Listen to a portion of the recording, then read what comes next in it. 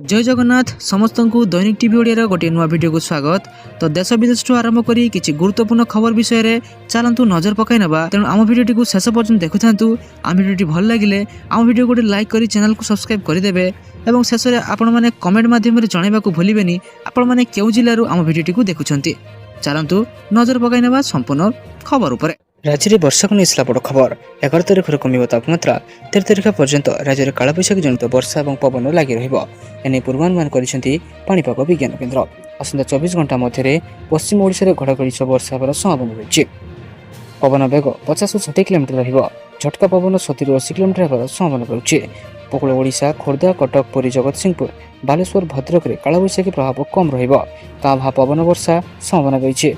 वर्तमान बढ़ी ताती और अत्यधिक जलबाष्प जो कालबैशाखी गत एक सप्ताह है भीषण रूप नहीं। एथिपाई आंचलिक ताती एक बड़ कारण बोली कहते सोआ सीईई मुख्य शरद चंद्र साहू। सेहीपरि पाणीपाग विशेषज्ञ कहते 14 ରୁ 17 तारिख भितर राज्य में मौसुमी वायु प्रवेश करें। अनेक स्थान में तुआकुतुआ वर्षा हो, तेणु रजरे ओडिशा भिजिपे। चलो देखिए परवर्ती अपडेट कौन रही। पीरियड्स स्कूल बंद, पाठपढ़ार बाधक साजिश मासिक ऋतुस्राव, विद्यालय खराब व्यवस्था और सामाजिक बासंद यार प्रमुख कारण। निकट भुवनेश्वर होता एक सर्वेरू यह चांचल्यकर तथ्य सामना आसी। राज्य प्राय 74% छात्री प्रति मासिक ऋतुचक्र में 1 ରୁ 8 दिन पर्यंत पाठ पढ़ा आसुना। से स्कूल अनुपस्थित बड़ चिंतार विषय पलटि जाइए। साधारणतः महिला मानी ऋतुस्राव माने एक प्रकार बंदीखाना। सामाजिक बासंद किसी नुआ कथा नुहे। दशंधि धरी यह घरे प्रचलित हो आसुचे, जहाँ भी आज समाज एक बड़ प्रतिबंधक साजिছে। किंतु एक सर्वे रिपोर्ट साधारण चिंता बढ़ाई। सूचना अनुसार यूनिसेफ, आईना, वाटर एड, एम्स भुवनेश्वर एवं आईआईटी भुवनेश्वर भली संगठन मिलित भाव यह सर्वे करथिले। से ग्रामांचल और सहरांचल 121 स्कूल और 56 सरकारी अनुष्ठान समेत मोट 177 क्षेत्र को नहीं सर्वे करथिले। से जनापड़ी ऋतुस्राव स्वच्छता परिचालना, परिमल भित्तिभूमि सचेतनता एवं प्रतिष्ठानिक सहायता व्यवस्था अनेक अभाव रोचे। चलो देखिए परवर्ती अपडेट कौन रही। सेपटे एलपीजी गैस को नहीं बड़ खबर। केंद्र सरकार प्रधानमंत्री उज्ज्वला योजना पीएम उज्ज्वला योजना हिताधिकारी मानू एक बड़ झटका दे देइछन्ति। सरकार यह योजना अधीन में मिलुवा सब्सिडी युक्त एलपीजी गैस सिलिंडर संख्यार बड़ धरणर ह्रास करिसेंति। देशर तैल वितरण कंपानी गुड़िक द्वारा निकटरे 14.2 किलोग्राम घरे गैस सिलिंडर दाम वृद्धि कर केंद्र सरकार यह बड़ निष्पत्ति नहीं, जहाँफल देशर पाखापाखि 10 कोटी अधिक परिवार प्रभावित हेबे। उज्ज्वला योजनार नियम में परिवर्तन होगा पर हिताधिकारी मानू आर्थिक वर्ष में मात्र 4टी गैस सिलिंडर उपर सब्सिडी मिल। पूर्व गोटे वर्ष में 9टी सिलिंडर उपर सब्सिडी प्रदान करा। तेज खुशीर कथा हो हिताधिकारी मानू प्रति सिलिंडर पिछा मिलुवा 300 टंकार रिहाती को सरकार बजाय रखिंट। अर्थ सीधासलख डायरेक्ट बेनिफिट ट्रांसफर डीबीटी माध्यम हिताधिकारी बैंक खाता को पठाଯିବ।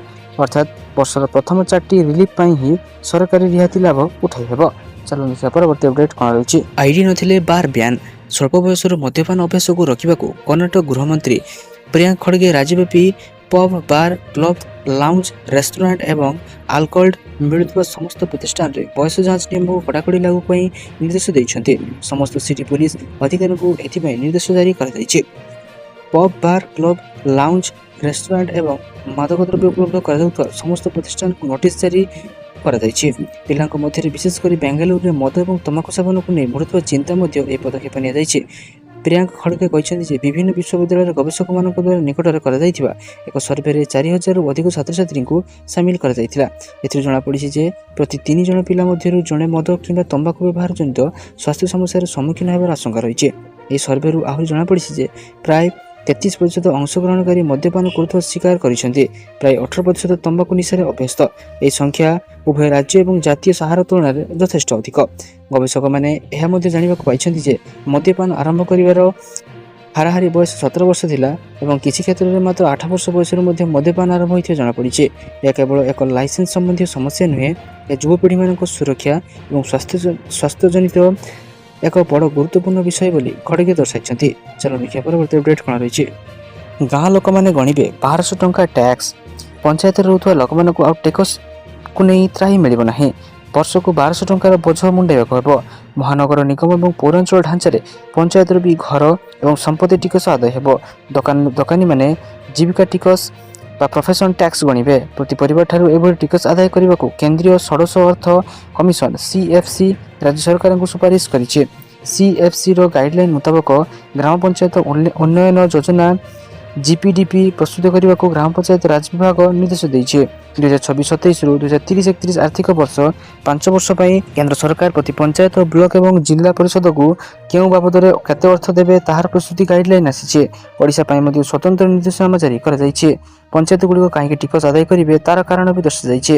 କେନ୍ଦ୍ରୀୟ ଷୋଡ଼ଶ ଅର୍ଥ କମିଶନଙ୍କ ନୂଆ ଫର୍ମୁଲା ଅନୁସାରେ 2028-29ରୁ ପ୍ରତି ପଞ୍ଚାୟତକୁ ଏକ ନୂଆ ନିର୍ଦ୍ଦିଷ୍ଟ ପରିମାଣର ପରଫର୍ମାନ୍ସ ଗ୍ରାଣ୍ଟ ବା ପ୍ରଦର୍ଶନ ଅନୁଦାନ ମିଳିବ। ପ୍ରତି ରୁରାଲ ଲୋକାଲ ବଢ଼ିବା ପଞ୍ଚାୟତ ସମିତି ଏବଂ ଜିଲ୍ଲା ପରିଷଦକୁ କେନ୍ଦ୍ର ସରକାର ଯେତିକି ପାଣ୍ଠି ଦେବେ ତାର ଅତିରିକ୍ତ 10% ପ୍ରଦର୍ଶନ ପାଣ୍ଠି ବାବଦରେ ମିଳିବ। ଚାଲନ୍ତୁ ଦେଖିବା ପରବର୍ତ୍ତୀ ଅପଡେଟ୍ କ'ଣ ରହିଛି। ମମତା ଦିଦିଙ୍କ ହାତ ଛାଡ଼ିଲେ ରଚନା ବ୍ୟାନାର୍ଜୀ। ଦିଦିଙ୍କ ହାତ ଛାଡ଼ିଲେ ରଚନା। ପଶ୍ଚିମବଙ୍ଗର ସାଂସଦ ତଥା ଅଲିଉଡ୍ ସହ ଟଲିଉଡ୍ ନାମକର ହିରୋଇନ୍ ରଚନା ଏମିତି ନିଷ୍ପତ୍ତି ନେଇଛନ୍ତି ଯାହାକୁ ନେଇ ଏବେ ଚର୍ଚ୍ଚା ଜୋର ଧରିଛି। ଦିନେ ନିଜର ଲୋକପ୍ରିୟ ଶୋ ଦିଦି ନମ୍ବର 1 ମାଧ୍ୟମରେ ପଶ୍ଚିମବଙ୍ଗବାସୀଙ୍କ ହୃଦୟ ଜିତିଥିବା ରଚନା ଆଜି ଦିଦିଙ୍କ ହାତ ଛାଡ଼ି ଦେଇଛନ୍ତି। ବାସ୍ତବରେ ତୃଣମୂଳ କଂଗ୍ରେସ ମୁଖ୍ୟ ମମତା ବାନାର୍ଜୀଙ୍କୁ ଏକ ବଡ଼ ଝଟକା ଲାଗିଛି। ଦଳର 20 ଜଣ ସାଂସଦ NDAରେ ଯୋଗଦେବାକୁ ଇଚ୍ଛା ପ୍ରକାଶ କରି ଲୋକସଭା ବାଚସ୍ପତି ଓମ୍ ବିର୍ଲାଙ୍କୁ ଏକ ଚିଠି ଲେଖିଛନ୍ତି। PTI ଅନୁଯାୟୀ ସାଂସଦ କାକଲି ଦସ୍ତିଦାର କହିଛନ୍ତି ଯେ ତାଙ୍କ ସମେତ 20 ଜଣ ସାଂସଦ ବିଜେପି ନେତୃତ୍ୱାଧୀନ NDAକୁ ସମର୍ଥନ କରିବାକୁ ନିଷ୍ପତ୍ତି ନେଇଛନ୍ତି। କାକଲି ଦସ୍ତିଦାର କହିଛନ୍ତି ଯେ ସେମାନେ ପଶ୍ଚିମବଙ୍ଗ ନିର୍ବାଚନ ଫଳାଫଳକୁ ଗ୍ରହଣ କରନ୍ତି ଏବଂ ବିଶ୍ୱାସ କରନ୍ତି ଯେ NDA ସହିତ ସେମାନଙ୍କର ରାଜନୈତିକ ଭବିଷ୍ୟତ ଅଧିକ ସୁରକ୍ଷିତ। ପୂର୍ବରୁ ଦଳ ଭିତରେ ବିଭାଜନ ହେବାର କଳ୍ପନା ମଧ୍ୟରେ ସୁଖେନ୍ଦୁ ରାୟ ଏବଂ କାକଲି ଦସ୍ତିଦାରଙ୍କ ନେତୃତ୍ୱରେ 16 ଜଣ TMC ସାଂସଦ ଶୁଭେନ୍ଦୁ ଅଧିକାରୀଙ୍କୁ ସାକ୍ଷାତ କରିଥିଲେ। ଚାଲନ୍ତୁ ଦେଖିବା ପରବର୍ତ୍ତୀ ଅପଡେଟ୍ କ'ଣ ରହିଛି। 200 ଆଶାୟୀଙ୍କୁ ମିଳିବ ମାଗଣା UPSC ଆବାସିକ କୋଚିଂ। 2026-27 ଶିକ୍ଷାବର୍ଷ ପାଇଁ 200 ଯୋଗ୍ୟ ଆଶାୟୀଙ୍କୁ ସମ୍ପୂର୍ଣ୍ଣ ମାଗଣାରେ UPSC ଆବାସିକ କୋଚିଂ ପ୍ରଦାନ କରାଯିବ। ଯୋଗ୍ୟ ଛାତ୍ରଛାତ୍ରୀ ମନୋନୟନ ପାଇଁ ଜୁନ୍ 28 ତାରିଖରେ ଏକ ପ୍ରାକ୍ ଯୋଗ୍ୟତା ପ୍ରବେଶିକା ପରୀକ୍ଷା ଅନୁଷ୍ଠିତ ହେବ। ଏହି କାର୍ଯ୍ୟକ୍ରମ ଅଧୀନରେ ମନୋନୀତ ଛାତ୍ରଛାତ୍ରୀଙ୍କୁ ରହିବା ଏବଂ ଖାଇବା ଖର୍ଚ୍ଚ ସରକାର ବହନ କରିବେ। UPSC ସିଲାବସ୍ ଅନୁଯାୟୀ ପ୍ରିଲିମ୍ ଏବଂ ମେନ୍ ପରୀକ୍ଷା ପାଇଁ ସମୁଦାୟ 11 ମାସ ଧରି ଏହି ପ୍ରଶିକ୍ଷଣ ଦିଆଯିବ।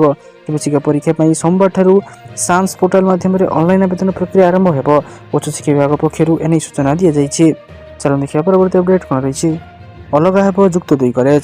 ଯେଉଁସବୁ ଡିଗ୍ରୀ କଲେଜ ଏବଂ ବିଶ୍ୱବିଦ୍ୟାଳୟରେ ଯୁକ୍ତ 2 କଲେଜ ତଥା ଉଚ୍ଚ ମାଧ୍ୟମିକ ସ୍କୁଲ ଅଲଗା ହେବ। କମ୍ପୋଜିଟ୍ ମହାବିଦ୍ୟାଳୟରୁ ଉଚ୍ଚ ବିଦ୍ୟାଳୟକୁ ପୃଥକୀକରଣ କରାଯିବ। ଏନେଇ ପୁଣି ଥରେ ଉଚ୍ଚଶିକ୍ଷା ବିଭାଗ ପକ୍ଷରୁ ସମସ୍ତ ସରକାରୀ ମହାବିଦ୍ୟାଳୟ, ବେସରକାରୀ ଅନୁଦାନପ୍ରାପ୍ତ ଡିଗ୍ରୀ କଲେଜଙ୍କ ସମେତ ଜିଲ୍ଲା ଶିକ୍ଷା ଅଧିକାରୀଙ୍କୁ ଚିଠି କରାଯାଇଛି। ବିଭାଗ ପକ୍ଷରୁ ହୋଇଥିବା ଚିଠିରେ ଉଲ୍ଲେଖ କରାଯାଇଛି, ମାତ୍ର ସରକାରଙ୍କ ଦୃଷ୍ଟିଗୋଚର ହୋଇଛି ଯେ ଅଧିକାଂଶ ମହାବିଦ୍ୟାଳୟ ଏବଂ ବିଶ୍ୱବିଦ୍ୟାଳୟ ମଧ୍ୟରେ ବିଭାଜନ ପ୍ରକ୍ରିୟା ଏପର୍ଯ୍ୟନ୍ତ ସମ୍ପୂର୍ଣ୍ଣ ହୋଇନାହିଁ। ତେଣୁ ଡିଗ୍ରୀ କଲେଜ ବିଶ୍ୱବିଦ୍ୟାଳୟରୁ ଉଚ୍ଚ ମାଧ୍ୟମିକ ବିଦ୍ୟାଳୟକୁ ଅଲଗା କରିବାକୁ ପ୍ରକ୍ରିୟା ତ୍ୱରାନ୍ୱିତ କରାଯାଉ ବୋଲି ଚଳିତ ବର୍ଷ ମେ 6 ତାରିଖରେ ଉଚ୍ଚଶିକ୍ଷା ବିଭାଗ ଏବଂ ଗଣଶିକ୍ଷା ବିଭାଗ ମଧ୍ୟରେ ଏକ ମିଳିତ ବୈଠକ ବସିଥିଲା। ବୈଠକରେ ବିଚାର ବିମର୍ଶ ପରେ ନିଷ୍ପତ୍ତି ନିଆଯାଇଛି ଯେ ଡିଗ୍ରୀ କଲେଜ ଏବଂ ବିଶ୍ୱବିଦ୍ୟାଳୟରୁ ଯୁକ୍ତ 2 କଲେଜକୁ ଅଲଗା କରାଯିବ। ଚାଲନ୍ତୁ ଦେଖିବା ପରବର୍ତ୍ତୀ ଅପଡେଟ୍ କ'ଣ ରହିଛି। FSSAI ର ବଡ଼ ନିର୍ଦ୍ଦେଶ। ଖବରକାଗଜରେ ଖାଦ୍ୟ ପ୍ୟାକିଂ ତୁରନ୍ତ ବନ୍ଦ କରନ୍ତୁ। ଷ୍ଟ୍ରିଟ୍ ଫୁଡ୍ ଖାଇବାକୁ ଭଲ ପାଉଥିବା ଲୋକମାନଙ୍କ ପାଇଁ ଆସିଛି ଜରୁରୀକାଳୀନ ସୂଚନା। କାଗଜରେ ଗରମ ତେଲିଆ କିମ୍ବା ଭଜା ଖାଦ୍ୟ ପରସିବା ଏବଂ ପ୍ୟାକ୍ କରିବା ସ୍ୱାସ୍ଥ୍ୟ ପାଇଁ ଗୁରୁତର କ୍ଷତି ସୃଷ୍ଟି କରିପାରେ। ଏନେଇ food safety and standards authority of India FSSAI ପୁଣି ଥରେ ଖାଦ୍ୟ ବ୍ୟବସାୟୀ ଏବଂ ଠେଲା ବିକ୍ରେତାଙ୍କୁ ସତର୍କ କରିଛି। FSSAI ସ୍ପଷ୍ଟ କରିଛି ଯେ ଖବରକାଗଜରେ ଖାଦ୍ୟ ପରସିବା, ମୋଡ଼ିବା କିମ୍ବା ଖାଦ୍ୟ ରଖିବା ସୁରକ୍ଷା ନିୟମ ବିରୋଧୀ। ବିଶେଷ କରି ଗରମ ଏବଂ ତେଲିଆ ଖାଦ୍ୟ ଖବରକାଗଜ ସ୍ପର୍ଶରେ ଆସିଲେ ପ୍ରିଣ୍ଟିଂ ଇଙ୍କରେ ଥିବା ହାନିକାରକ କେମିକାଲ, ଡାଇ ଏବଂ ସୀସା ଭଳି ଭାରୀ ଧାତୁ ଖାଦ୍ୟରେ ମିଶିପାରେ। ଏହି ଖାଦ୍ୟ ମାଧ୍ୟମରେ ସେଗୁଡ଼ିକ ମଣିଷ ଶରୀରକୁ ପ୍ରବେଶ କରି ଦୀର୍ଘକାଳୀନ ସ୍ୱାସ୍ଥ୍ୟ ସମସ୍ୟା ବଢ଼ାଇ ପାରନ୍ତି। ଖବରକାଗଜ କେବଳ କାଳି କିମ୍ବା କେମିକାଲ ଯୋଗୁଁ ନୁହେଁ, ସ୍ୱଚ୍ଛତା ଦୃଷ୍ଟିରୁ ମଧ୍ୟ ବିପଜ୍ଜନକ ଅଟେ। ଚାଲନ୍ତୁ ଦେଖିବା ପରବର୍ତ୍ତୀ ଅପଡେଟ୍ କ'ଣ ରହିଛି।